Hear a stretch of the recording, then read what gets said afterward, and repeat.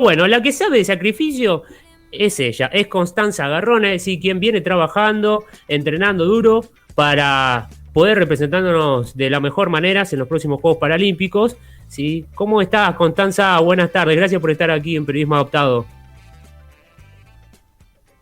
Hola, ¿cómo están? Bueno, muchas gracias a ustedes.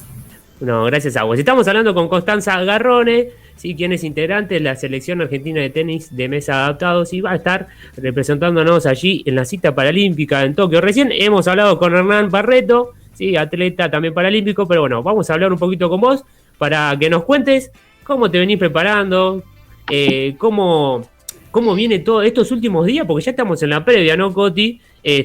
¿Cómo vienen estos días? Un crack, Hernán Barreto. Bueno, bien, la verdad que ya con la cuenta regresiva, ¿no? Porque queda muy poco tiempo para la gran cita, así que estamos ultimando detalles más que nada.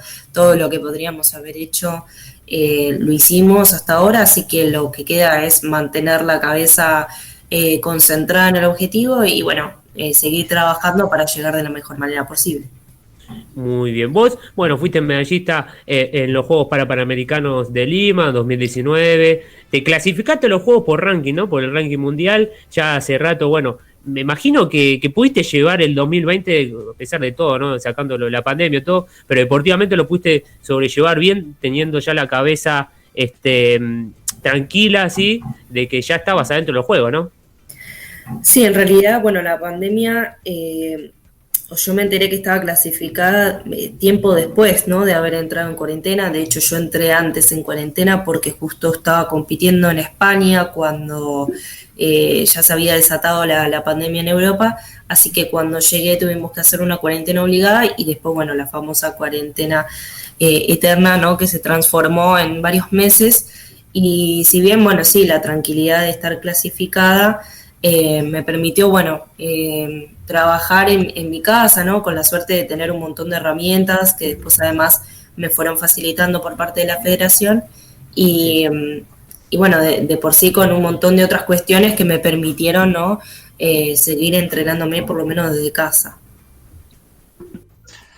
¿Qué tal, Constanza? Pablo te habla. Es un gusto tenerte en Periodismo Adaptado. Te quería consultar con qué expectativas vas a Tokio. ¿Vas por para estar en el podio o te conformás con, no sé, con un diploma? Contanos. Bueno, yo obviamente que ya de por sí representar a mi país, cualquiera sea el torneo, es un orgullo enorme para mí y obviamente en un juego paralímpico implica muchísimo, ¿no? Una alegría enorme, un orgullo muy profundo y, y obviamente que voy a tratar de llegar lo más alto que pueda, más allá de o sea, de saber de antemano la realidad con la que me voy a enfrentar, ¿no? Que es bastante difícil, es mi primer juego. Todas las clasificadas o en su gran mayoría están por arriba mío en el ranking, es decir, es un torneo bastante complicado. Creo que de por sí mi objetivo base va a ser pasar la zona, que ya de por sí es bastante difícil, pero obviamente que uno aspira siempre a llegar lo más alto posible, si es con una medalla, obviamente mejor, pero bueno, siempre me tengo como prioridad disfrutar, ¿no? Creo que esa es la clave y bueno, representar a mi país lo mejor que pueda. Claro. Vos sos muy joven, ¿no? ¿Qué edad tenés? Depende de lo que digan como joven, pero sí, 24 años. Estás estudiando psicología, Así es. ¿sí? Y me gustaría saber, sacándote un poco del deporte, eh, que nos hables un poco de cómo ves en la actualidad lo que es el tema de género y discapacidad, ya que sos columnista en un programa. Sí, así es. Hace un par de años que vengo militando, ¿no? En el deporte sobre el tema de género y discapacidad.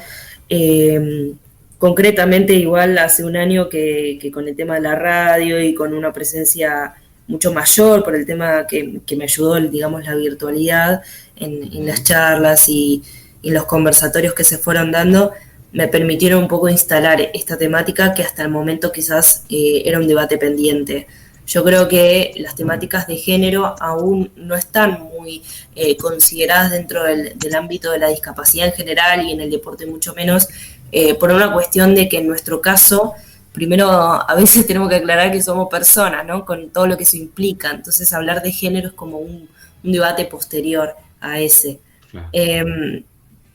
Hay un montón de cuestiones que todavía no se consideran al respecto y hay una desigualdad que es evidente. De hecho, de todos los clasificados que vamos a participar del gran evento de Tokio, solo el 32% somos las mujeres. Creo que eso ya es un dato significativo y cuando uno revisa, ¿no?, lo que fue pasando en olímpicos anteriores, esto es una constante. Y de hecho, estamos hablando de un número que es incluso mayor a olímpicos anteriores. Entonces me parece que hay un debate ahí postergado que debería empezar a darse para empezar a cuestionarnos, bueno, ¿qué está pasando? Que mujeres y disidencias con discapacidad no están pudiendo ni acceder al deporte, ni permanecer, ni proyectarse, porque evidentemente eso también influye en las referencias deportivas que después personas en un futuro, ¿no?, van a tener cuando quieran hacer deporte. Me parece que es un tema, un círculo vicioso que se va retroalimentando y que estaría bueno empezar a cuestionar. Claro, seguro que sí. Constanza, te hago una consulta. Matías te habla. Diga. Vos en todas tus exposiciones siempre haces foco en la palabra mamushka, ¿no? Sí. Entonces, quiero que nos cuentes a qué hace referencia la palabra mamushka o qué significa, para que cada vez que vos hagas una exposición hagas ese foco muy estricto en la palabra mamushka.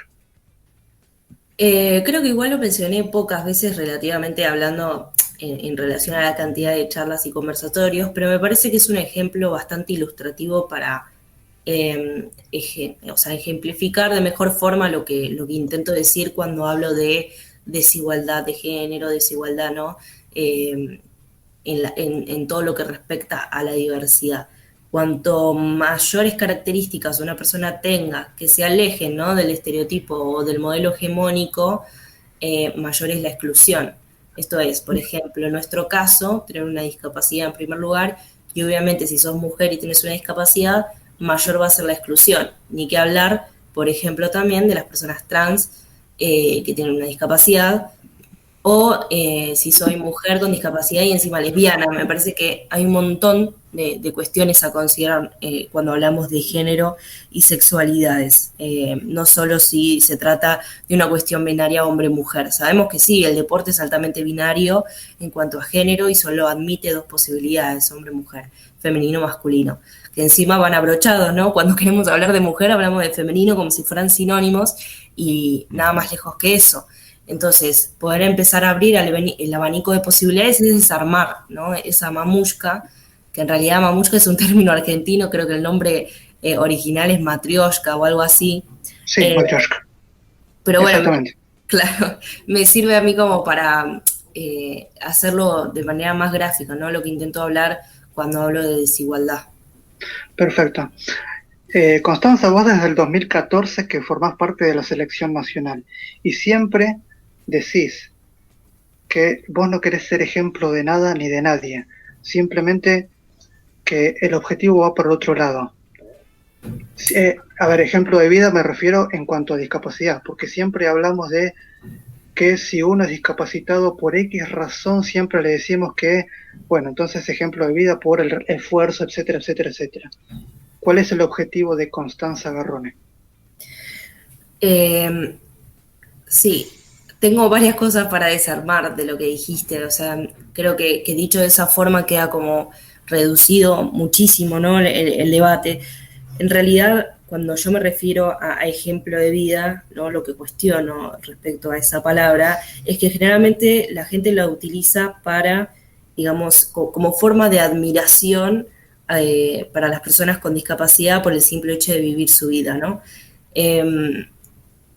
yo no quiero que, digamos, la gente me admire por tener una discapacidad y sobreponerme a las adversidades, ¿no?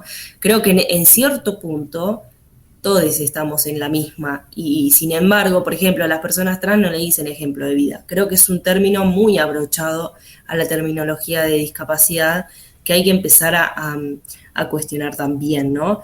Me parece que los deportistas, por ejemplo, que obtenemos un logro y quieren reconocernos por eso, no deberían desviar la atención, ¿no?, en cuestiones que tengan que ver con nuestra discapacidad, porque puede ser revictimizante o incluso estigmatizante, ¿no?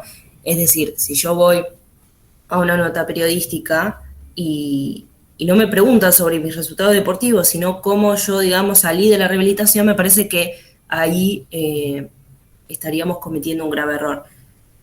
A las personas sin discapacidad no se las admira por eso, más allá de todas las adversidades que también a veces se enfrentan.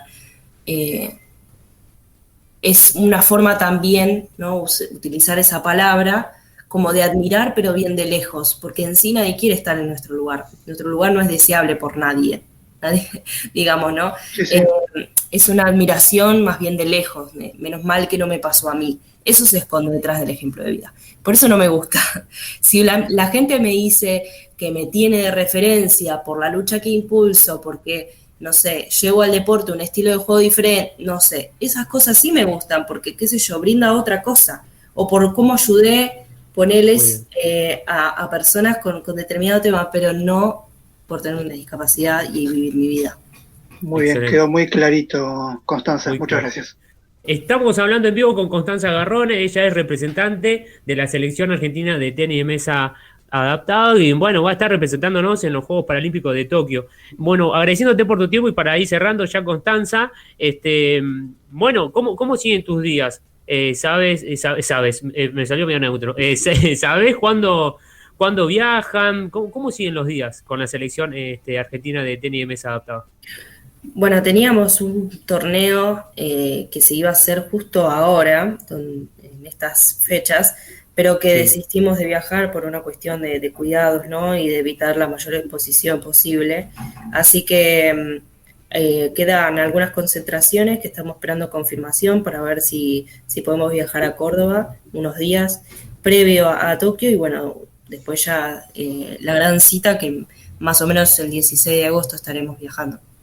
Perfecto. Recordemos que, bueno, en las últimas horas le otorgaron la Wild Card a Verónica Blanco, ¿sí?, la cordobesa, quien va a estar integrando, bueno, la selección femenina, ahí junto con vos, y bueno, Mauro de Pérgola y Gabriel Coppola van a estar haciendo por su lado, por sus categorías masculinas. Constanza, te agradecemos mucho por el contacto, te deseamos el mayor de los éxitos en los Juegos Paralímpicos, vamos a seguir tus noticias, así que bueno, vamos a seguir en contacto. Te mandamos un abrazo grande. Bueno, muchas gracias por los éxitos y muchas gracias también por la difusión que hacen de este maravilloso deporte. No, gracias a vos, Constanza, te mandamos un abrazo grande. Abrazo. Muchísimas gracias. Que sigas muy bien.